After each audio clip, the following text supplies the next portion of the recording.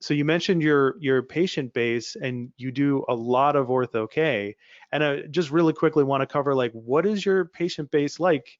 Do you have a Yeah. lot of Asian and Indian patients? Because a lot of So, pushback that I get from people is like, I don't do Ortho-K because I'm not in a big city or a town. And it's like, well, you're in a small town. And they're like, well, I don't have any Asian or Indian patients. And so I'm curious, so what is your patient base like?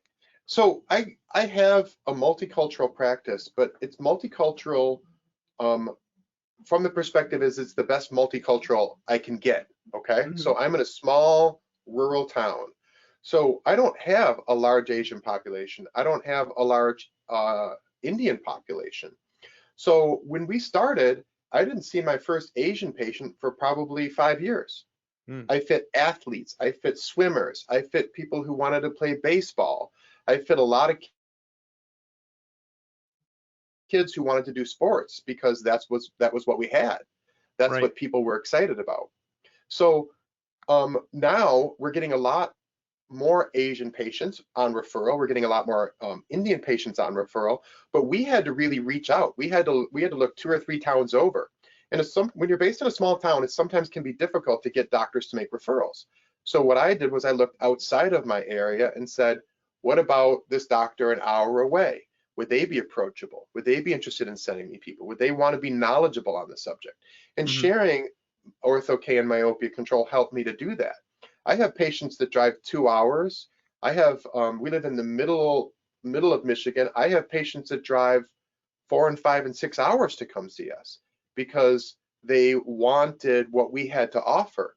So when someone tells me that they're struggling with finding patients, I think a lot of that is self-defeating. I think they need to Hmm. stop and go, who can I fit? Who's Right. excited about this? In our office, like I said, it was baseball players, swimmers. It was people who just want, and then once those people get involved, then you can start attracting a different segment or different population. So another thing that really helped us was Rob Garowitz had said, approach the closest Chinese school. Hmm. And so we approached the Chinese school in our area and said, hey, we're doing this. Could we come and talk to you at no charge? And that's how we started getting our first patients in that direction.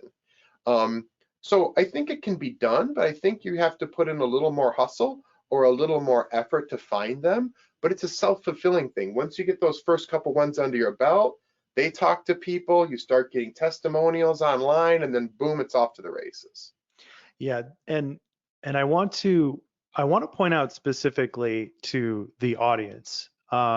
Notice he said 4, 5, 6 hours to get to his practice, and think about all the other optometry practices that these patients drove past or traveled over to get to his practice, because